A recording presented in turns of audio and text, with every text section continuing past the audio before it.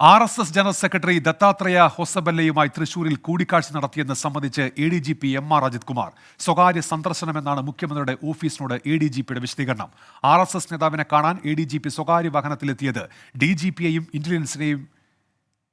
Intelligence മേധാവിയെയും special branch അറിയിച്ചിട്ടും സർക്കാർ കണ്ണടച്ചു. ഇതോടെ പ്രതിപക്ഷ നേതാവ് VD സതീശൻ ഉയർത്തിയ ആരോപണങ്ങളിൽ സർക്കാർ കൂടുതൽ പ്രതിരോധത്തിലാവുകയാണ്.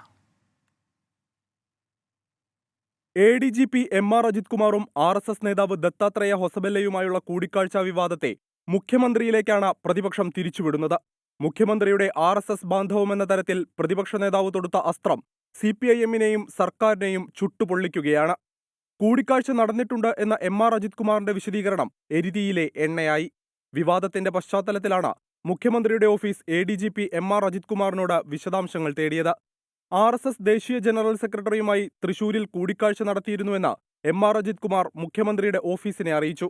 RSS നേതാവ് A വിജയകുമാറിന്റെ വാഹനത്തിലാണ് കഴിഞ്ഞ വർഷം മെയ് 22-ന് ADGP കൂടിക്കാഴ്ചയ്ക്കെത്തിയത്.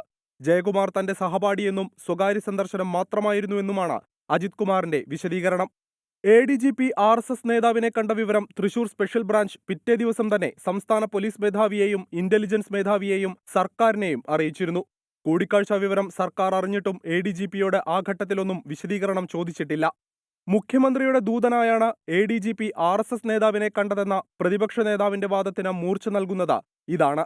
കൂടിക്കാഴ്ച വിവാദത്തെ പൂരം അലങ്കോലപ്പെടുത്തിയതിലേക്കും തൃശൂരിലെ BJP വിജയത്തിലേക്കും അതിനു പിന്നിൽ ചരടുവലിച്ചത് മുഖ്യമന്ത്രിയാണ് എന്ന തലത്തിലേക്കും പ്രതിപക്ഷം ആരോപിക്കുമ്പോൾ CPIM-ഉം സർക്കാരും മുഖ്യമന്ത്രിയും മറുപടി പറയാൻ നിർബന്ധിതമാകും.